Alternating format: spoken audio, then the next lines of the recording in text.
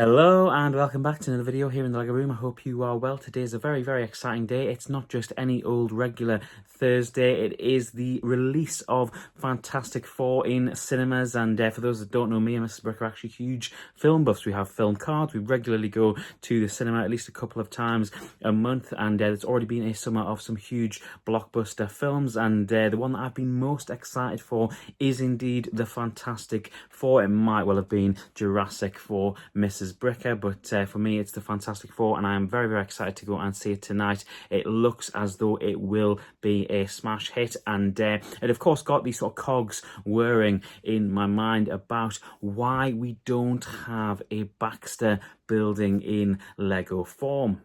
Now, of course, earlier this year we saw the release of the Fantastic Four versus Galactus set, and the figures, the minifigures at least, for these four actually look really good in this set, and I will probably be picking this up a little further down the line, maybe when it is on sale. But it did get me thinking about why we potentially could see some more Fantastic Four sets sort of brought to light over the next year or so. And one thing that I always sort of nudge at every single year is what the next D2C modular building will be for Marvel. And of course, over the last couple of years, we've had the Daily Bugle, we've had the Sanctum, we've had the Avengers Tower, and of course the X-Mansion last year. And there was a lot of outcry over the last year or two that there would be an Oscorp Tower, and of course now seeing that isn't going to be in a D2C modular fashion. It's going to be in a play scale form on August the 1st for £120,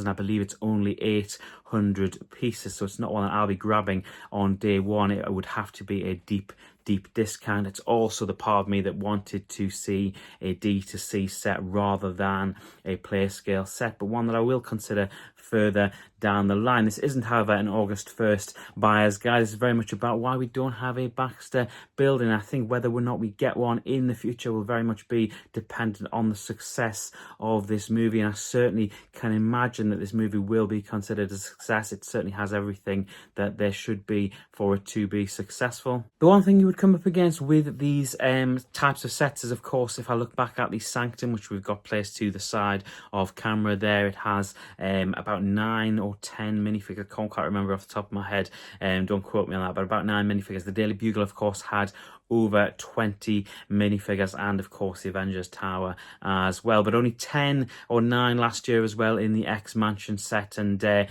would have to, what I'm getting at, get to that 9-10 mark for it to be enough minifigures in that set. And of course, without dumbing it down for the obvious, there is only really 4 definite obvious characters, of which we've already seen in Lego form. Now, of course, whether you get variations of these characters where they're not just in their 4 blue uniform and you get them in their sort of regular outfits, shirts, attire, I think that's something they could possibly look at as well. But you would be looking at a system where you would have to expand the amount of characters that you get in that set. Of course, very much possible, and quite possibly I would know better after seeing the movie later this evening. But from what we've seen from the trailers and from what we've seen so far, it looks as though the interior would lend itself quite nicely. Particularly, I'm thinking of that big open space area and the sofa areas. I think that is something that you could create in Lego form. I think that they can do it for the Sanctum Sanctorum. They could definitely do it for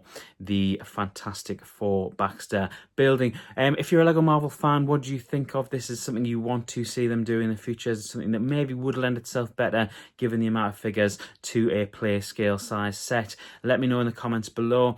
Do stay tuned. We've got Lego Marvel stuff coming up on the channel, as well as all of the themes that you can see behind me, which, looking at it, is mostly Star Wars, but we do cover other Lego stuff here in the Lego room, including Harry Potter and other themes. If you're new here, please do consider subscribing, and do drop a like on the video. It does sincerely help us out. Thank you so much for watching.